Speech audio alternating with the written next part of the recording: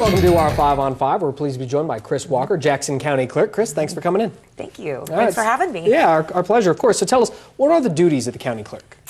Well, the county clerk has statutory duties according to the Oregon laws, and one of those, of course, which takes a lot of headlines, is the elections official. We are the chief elections official for Jackson County. Now, that being said, we also have duties such as recording all of the deeds and property records in the county. Oh. So that is another duty of the county clerk. We also issue marriage licenses and domestic partnerships according to Oregon Revised Statute. And we also perform the duties of the Board of Property Tax Appeals. We are the administrative liaison for the Board of Property Tax Appeals, so we take care of all the paperwork when those hearings are happening. We set up the hearings and do all that. Those are kind of the main functions of the county clerk. Yeah, okay, and of course it's May 1st, and Yes. I know May we got a primary election. What do people need to know about May primaries? What's so important for people to vote in this one? Keep in mind, May primaries are very important races, as all elections. The big part about this is technically the party primary. The Democratic are basically choosing their candidates that will move on to the general election. And of course, the Republicans are choosing their candidates that will move on to the general election.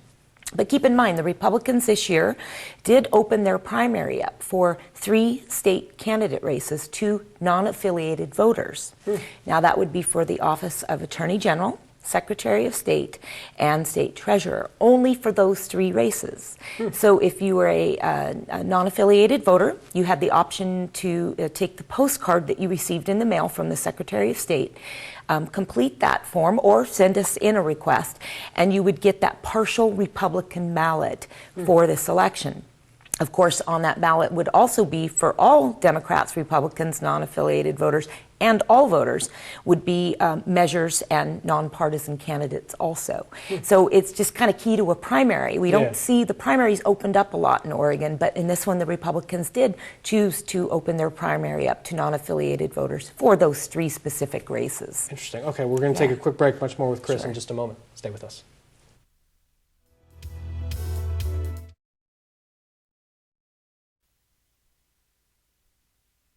Welcome back to our 5 on 5. We're going to be here with Chris Walker, the Jackson County Clerk. I understand some races are different this primary this month. Tell us about this. As far as local races, we actually have the assessor's race, the surveyor's race, and of course the district attorney. And then of course, we have partisan races with the county commissioner spot that's up for bid, at least as far as our local county races. Now, what's unique about these is in the commissioner's race, that race can only be decided in a general election because it is a partisan race. Sure.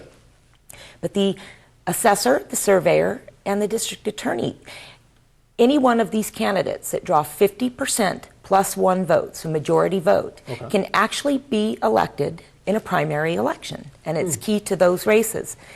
The races of sheriff, clerk, and treasurer, if we had an elected treasurer, but in the statutes that's what it states, which are not on the ballot this time, those would have to be elected in a general election. And it's kind of unique to those statutes, so it's strange. But the 3 on the ballot this time, the district attorney, the assessor, and the surveyor, could possibly be elected in a primary election. So a big one, make sure you vote on that now. Don't expect to wait until the fall for that. Right. Now keep in mind, though, if any of those candidates don't draw that 50% plus 1, the majority vote, then the top 2 vote getters are going to move on to the general election. Okay. Exactly. Right. Okay. And what are the most common mistakes a voter might make on their ballot? Stuff that you see that you'd love to get the word out about. Yeah. Well, the biggest mistake a voter makes right off the bat is not signing your ballot envelope, that outer envelope. Believe it or not, we get lots of people who fail to sign that outer envelope. Okay.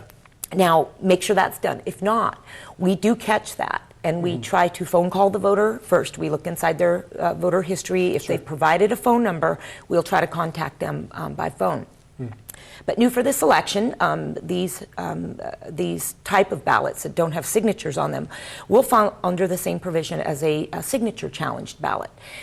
By administrative rule, the Secretary of State's office, that was changed to where they will actually have till 10 days after the election to rectify the signature problem. Oh, wow. Just like a person whose signature was challenged, the persons that did not sign their ballot will have 10 days after the election to rectify that signature situation.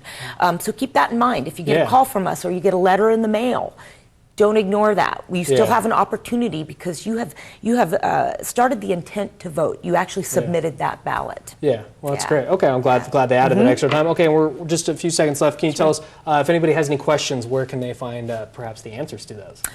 If you're questioning if you didn't get a ballot or you just have other questions concerning the election, give us a call at Jackson County Elections Department, 541-774-6148, if you'd like to speak to somebody. Now keep in mind, we always have our website available, and that's jacksoncounty.org. And you can go to the elections icon, and we'll have lots of information there. But another really helpful site is the OregonVotes.org. And that's good for everybody, not just Jackson County. Secretary of State's office. You can actually track the progress of your ballot. Not how you voted, but you can track to see that it's been accepted, the signature's been accepted, and it shows you as a voted person in this election. Excellent. All right, Chris, great to see you. Thanks for coming in. Appreciate it. Nice to see you too. You're welcome. Stay with us. We'll be right back.